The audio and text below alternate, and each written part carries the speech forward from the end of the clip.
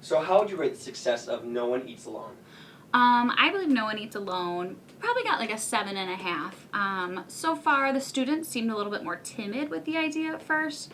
I think having more of an introduction into what we did or why it was happening before they walked into the cafeteria would really help. And so overall, I think the kids were willing, but it was the first hour at least too. I think it was slightly intimidating for them. So whose idea was it to bring No One Eats Alone to Lakes? Mrs. Bowen actually sent a Chicago Tribune article to organizations that kind of run more service organizations at Lakes, Interact Club, Key Club, NHS, and Student Council. And so we, as sponsors, got together and said, this is something we could put together.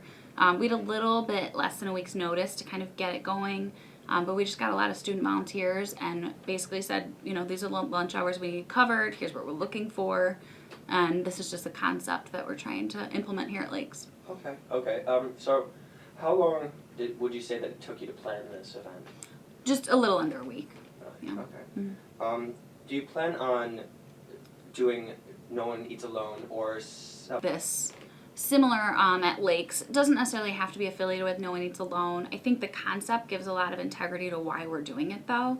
The background was just that a girl had felt bullied in middle school, and so people went out of their way to sit with her one day when she was in high school. And she actually ended up dying from medical complications in high school, but her mom said the biggest impact that other people had was just simply going out of their way and inviting her to sit with them at the table, because the cafeteria is a pretty intimidating place if you are quiet. Can you tell us what's in store?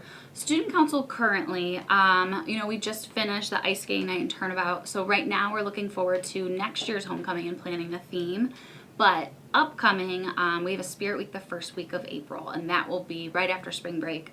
The Spirit Week kind of starts with just a general kickoff and like a Spirit Week, and then we also have Mr. LCHS that Friday. So anybody who's interested in deciding what we do that week or what activities happen, they can come to our meetings on Thursdays. Awesome. That sounds great. Great. Thank you, Ms. Malley. No problem.